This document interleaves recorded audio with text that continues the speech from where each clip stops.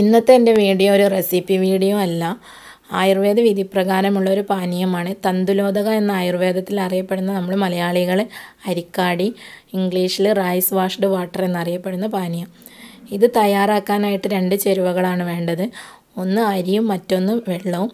ഏത് അരി വേണമെങ്കിലും നമുക്ക് ഉപയോഗിക്കാം. ബ്രൗൺ റൈസോ അതല്ലെങ്കിൽ അൺപോളിഷ്ഡ് റൈസോ ഒക്കെ ആണെങ്കിൽ ഒന്നുകൂടെ ബെറ്ററാണ്. നമ്മൾ എത്രയാണോ അരി എടുക്കുന്നത് അതിൻ്റെ 8 മടങ്ങാണ് വെള്ളം എടുക്കേണ്ടത്. അതായത് 10 ഗ്രാം അരിയാണെങ്കിൽ 80 ml വെള്ളമാണ് ഉപയോഗിക്കേണ്ടത്. വെള്ളം അതുപോലെ തന്നെ തിളപ്പിച്ചാറിയ വെള്ളമോ അതല്ലെങ്കിൽ പച്ചവെള്ളമോ ഏതായാലും കുഴപ്പമൊന്നുമില്ല. നമ്മൾ എടുത്തു വെച്ചിട്ടുള്ള അരി ഒന്ന് ചെറുതായി ഒന്ന് കുത്തി കൊടുത്തിട്ട് നമുക്ക് ഒന്ന് സോക്ക് ചെയ്തെടുക്കണം. ഒന്ന് ജസ്റ്റ് ഒന്ന് ക്രഷ് ചെയ്തെടുത്താൽ മതി. ഒന്ന് നനച്ചിട്ട് ക്രഷ് ചെയ്യുകയാണെങ്കിൽ ഒന്നുകൂടെ ബെറ്ററാണ്. ഇനി ഇതൊരു ഗ്ലാസ്സിലേക്ക് മാറ്റിയിട്ട് നമ്മൾ എടുത്തു വെച്ചിട്ടുള്ള വെള്ളം ഇതിനകത്തേക്ക് ഒഴിച്ചു കൊടുക്കാം. ഞാനിപ്പോൾ 2 ടേബിൾ സ്പൂൺ അരിക്ക് 16 ടേബിൾ സ്പൂൺ വെള്ളമാണ് എടുത്തിട്ടുള്ളത്. അപ്പോൾ ഇതൊന്ന് 2 മുതൽ 6 മണിക്കൂർ വരെ ഒന്ന് റെസ്റ്റ് ചെയ്തതിന് ശേഷമാണ് നമ്മൾ അരിച്ചെടുത്ത് ഉപയോഗിക്കേണ്ടത്.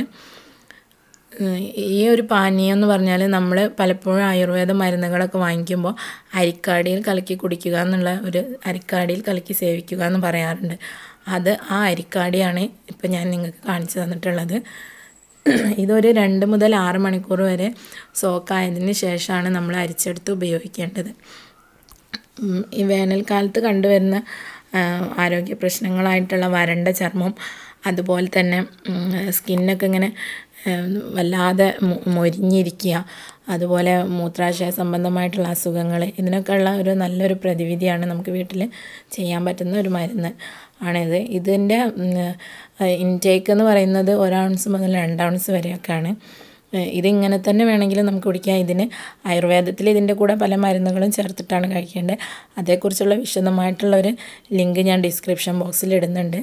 അത് നിങ്ങൾ ചെക്ക് ചെയ്യുക ഒന്ന്.